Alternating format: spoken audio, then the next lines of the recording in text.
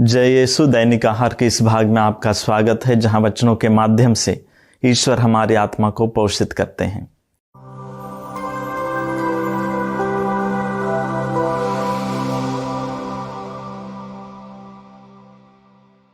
प्रिय भाइयों एवं बहनों, आज हम संत पेतरुस के सिंहासन का पर्व मनाते हैं।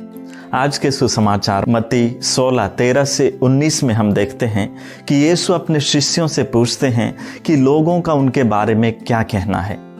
अंततः वे शिष्यों से पूछते हैं, और तुम क्या कहते हो कि मैं कौन हूं? सिमोन पेतरुस ने उत्तर दिया था, आप मसीह हैं, आप जीवंत ईश्वर के पुत्र हैं।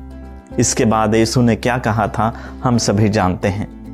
और उन्होंने पेतरुस से कहा, मैं तुमसे कहता हूं कि तुम पेतरुस अर्थात चट्टान हो, और इस चट्टान पर मैं अपनी कलीसिया बनाऊंगा, और अधोलोक के फाटक इसके सामने टिक नहीं पाएंगे।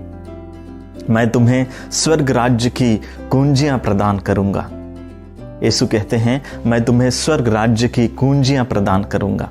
अर्थात आज के वचनों के माध्यम से यीशु अपनी कलीसिया की नींव डालते हैं और पेतरुस को आध्यात्मिक अधिकार प्रदान करते हैं। आज की उद्घोषणा के द्वारा यीशु ने पेतरुस को अपनी कलीसिया की अगुवाई करने के लिए उत्तराधिकारी के रूप में नियुक्त किया। आज हम उसी का पर्व मनाते हैं। यीशु ने जो प्रेरितिक उत्तरदायित्व संत पेतरुस को प्रदान की थी, उस उत्तरदायित्व को हर संत पापा के द्वारा आगे बढ़ाया जाता है। अतः जो आध्यात्मिक अधिकार संत पेतरुस को दी गई थी, हर संत पिता उसी अधिकार के उत्तराधिकारी बनते हैं, कलीसिया की अगुवाई करने के उत्तराधिकारी। अतः संत पेतरुस के सिंहासन के पर्व का अर्थ है संत पेतरुस के आध्यात्मिक अधिकार का पर्व, और इस पर्व के द्वारा हम संत पापा को संत पेतरुस के उत्तराधिकारी होने और कलीसिया के अगुवे के रूप में सम्मान करते हैं।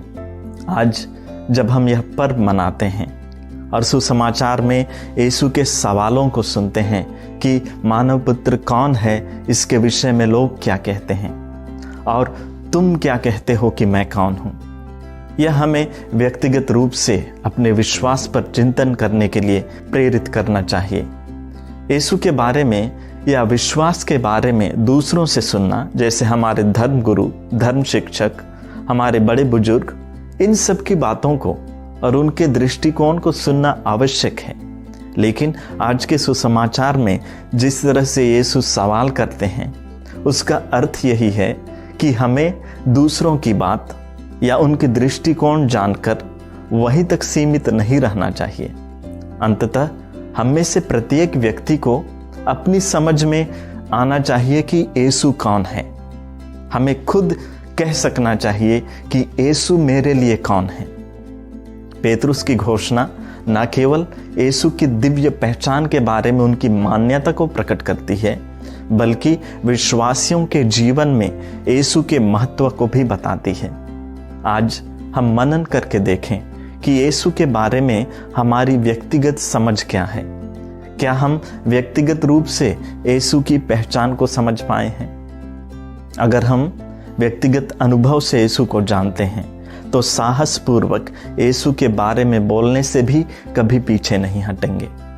हम यह भी याद रखें कि हम में से हर एक व्यक्ति पर यह जिम्मेदारी है कि हम यीशु को जानें, उन्हें पहचानें और उसके नाम की घोषणा करें।